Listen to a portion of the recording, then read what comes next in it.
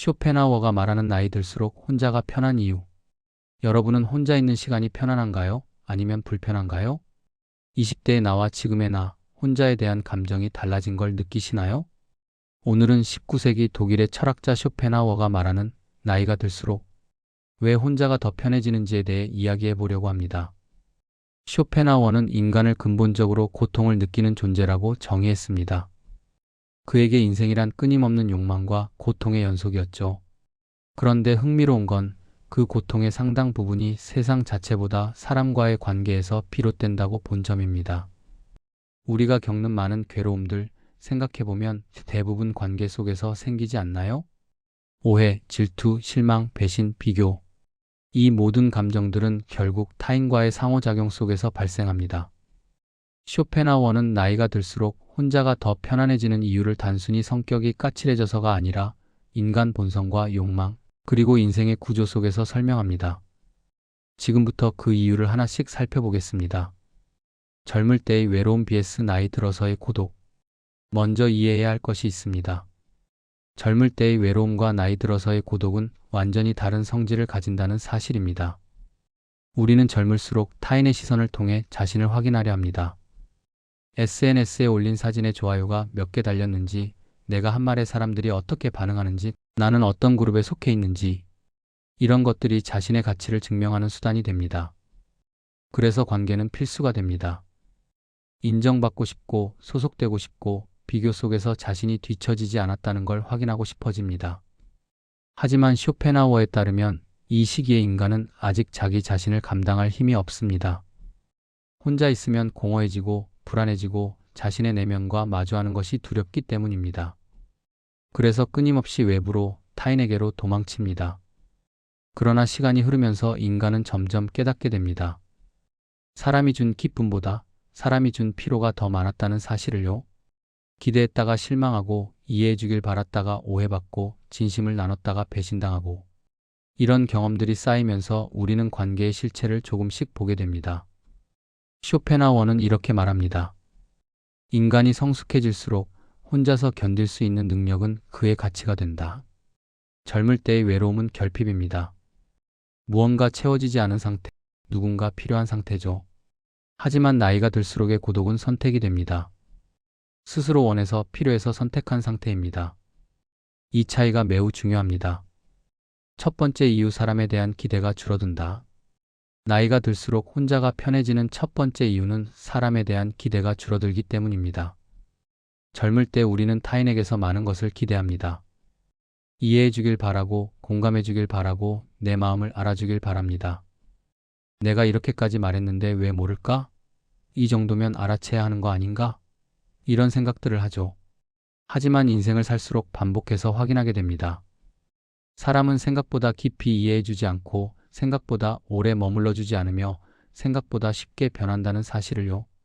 쇼펜하우어는 인간의 본성을 근본적으로 자기중심적이라고 보았습니다. 각자는 자기 욕망과 고통에 갇혀 있고 타인을 완전히 헤아릴 여유가 없다고 말합니다. 이건 누군가를 비난하는 게 아닙니다. 그냥 인간의 구조가 그렇다는 겁니다.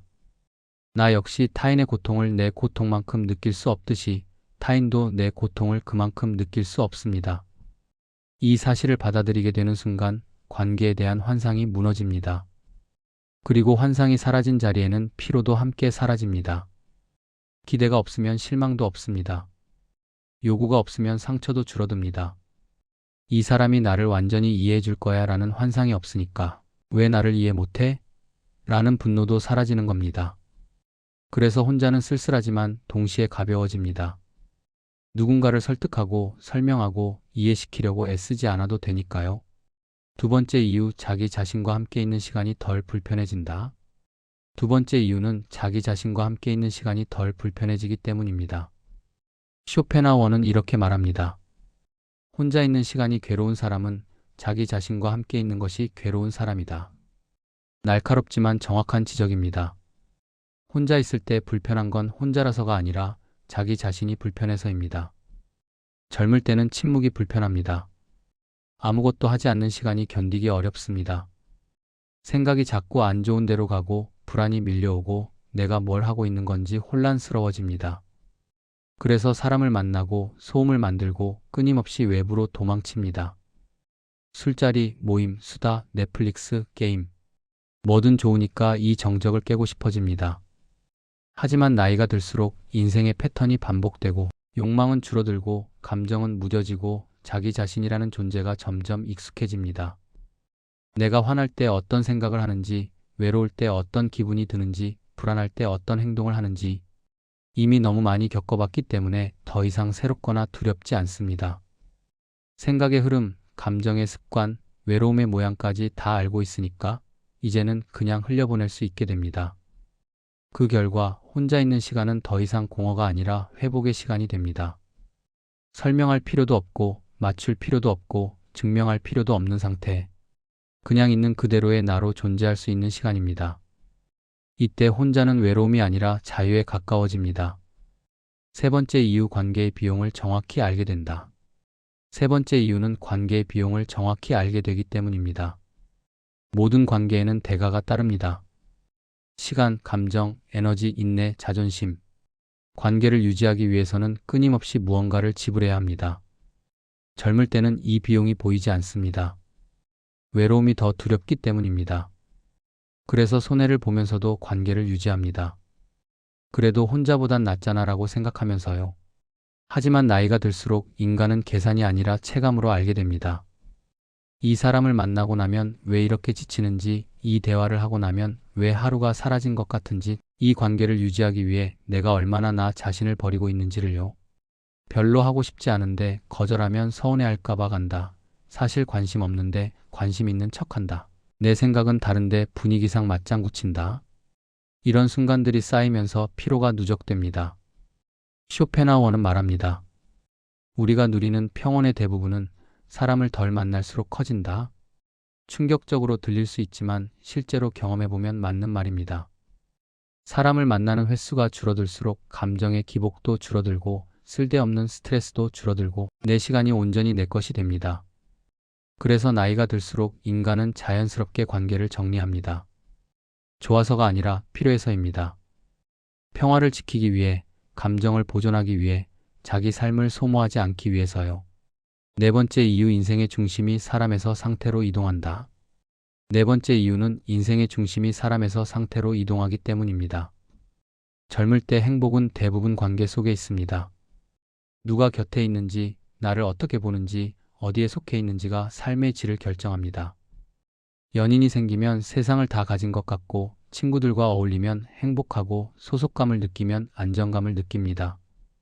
반대로 혼자 있으면 뭔가 잘못된 것 같고 외로움이 곧 불행처럼 느껴집니다. 하지만 나이가 들수록 행복의 기준은 바뀝니다. 누가 있느냐보다 내가 얼마나 편안한지가 중요해집니다. 조용함, 단순함, 안정감, 예측 가능한 하루. 큰 기쁨보다 작은 불편이 없는 상태가 더 소중해집니다. 오늘 아무 일도 없었다는 말이 젊을 때는 무료함이지만 나이가 들면 축복이 됩니다. 아무 문제가 없었다는 뜻이니까요. 쇼펜하우어는 행복을 쾌락의 증가가 아니라 고통의 감소로 정의했습니다. 행복은 무언가를 얻는 게 아니라 불행을 줄이는 것이라는 겁니다. 이 관점에서 보면 혼자는 행복을 얻기보다는 불행을 줄이는 방식입니다.